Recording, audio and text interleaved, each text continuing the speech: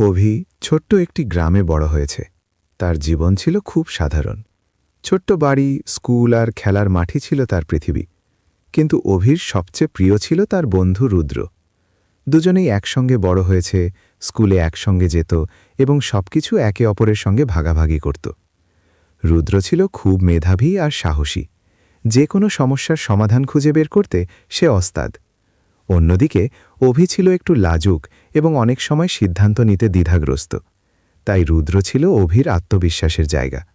রুদ্র সবসময় বলতো, তুই চেষ্টা কর, আমি তোকে ধরে রাখব। একদিন তাদের স্কুলে একটি বিতর্ক প্রতিযোগিতা আয়োজন করা হলো। অভির খুব ইচ্ছা ছিল অংশগ্রহণ করার, কিন্তু সাহস হচ্ছিল না। রুদ্র তাকে বলল, তুই পারবি, আমি তোর জন্য সবকিছু প্রস্তুত করে দেব, শুধু সাহস করে মঞ্চে ওঠ।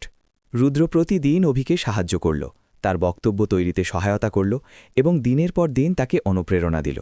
অবশেষে প্রতিযোগিতার দিন অভি মঞ্চে উঠল। প্রথমে খুব ভয় পেলেও ধীরে ধীরে সে আত্মবিশ্বাস ফিরে পেল। রুদ্র দর্শকদের ভিড়ের মধ্যে দাঁড়িয়ে তাকে হাততালি দিয়ে উৎসাহ দিচ্ছিল। অভি তার কথা শেষ করার পর পুরো অডিটোরিয়াম হাততালিতে ফেটে পড়ল।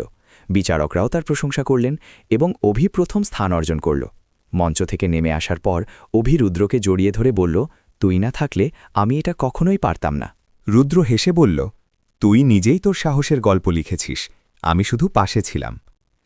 সেই দিন থেকে অভি বুঝতে পারল, সত্যিকারের বন্ধু মানে এমন একজন যে সবসময় আমাদের ভেতরের সম্ভাবনাগুলোকে খুঁজে বের করতে সাহায্য করে। রুদ্র শুধু অভির বন্ধু নয়, তার জীবনের অনুপ্রেরণা। বন্ধুত্বের এই গল্প আমাদের শেখায়, ভালো বন্ধু আমাদের জীবনের অনেক কঠিন মুহূর্তে সাহস যোগায় এবং আমাদের নিজেদের ওপর বিশ্বাস রাখতে শেখায়।